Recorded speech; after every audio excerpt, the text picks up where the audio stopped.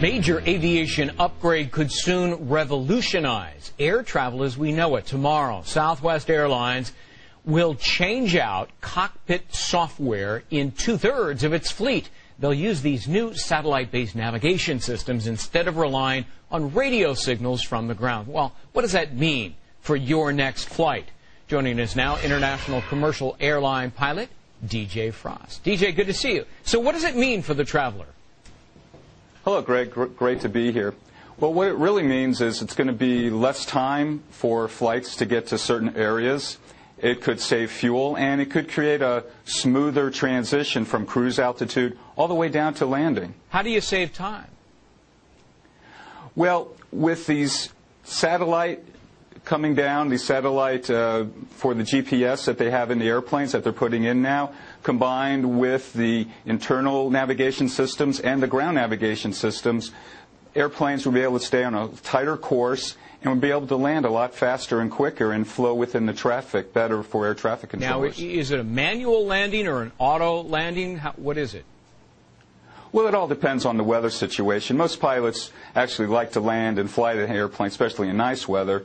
Now, in some inclement weather, then they might go ahead and use the auto land system within the airplane for that. Yeah. Do some of the newer planes already have this stuff?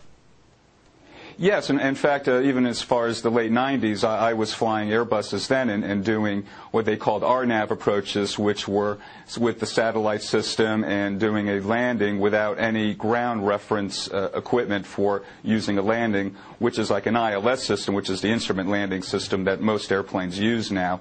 Now, hopefully with this transition, the FAA will go ahead and implement and allow the airlines to use these GPS systems more effectively instead of just way they've done it in the past and keep doing it the old way. So that's always what they're looking at as far as Southwest investing $175 million in this transition. They're hoping it's going to pay off not only in fuel savings but in time savings too. Well, that's great. I mean, the things that pop out are A, faster airtime. We all want that. B, if you got lower jet fuel costs, then that lowers arguably the price of the ticket I have to pay. And C, if it's a smoother ride, I'll take that any day of the week. So this is realistic, right?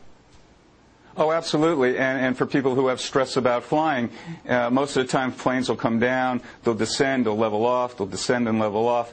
What this can do is then just allow an airplane to do a whole nice constant descent all the way down to landing, and it's going to be a lot more comfortable for passengers in that respect. Wow. I won't spill my Coca-Cola all over my pants as I always do. What about airports? Do they have to be upgraded, or are they all retrofitted too? Well, you know what? The only thing they have to do for the airports is put together these approach procedures, and each individual airport will have to do that. Now, I understand Jeppesen has been approved to provide these approach plates, what we call approach plates, for the airports in question that the FAA wants to work with. Now, of course, the FAA is a government agency, and, the same one that's trying to give us our new health care plan. They have to cooperate and go ahead and work towards the future of implementing these new, better procedures, and we're definitely going to save a lot of fuel and a lot of time. And it's, once again, it's about being green and looking at savings of the fuel for the environment and for moving forward as far as aviation goes and using the technology that we have now more effectively. Well, good for Southwest Airlines. They have come a long way since the 70s when their flight attendants wore hot pants and go-go boots and it was free booze on board. So it was always a party, but probably this is better.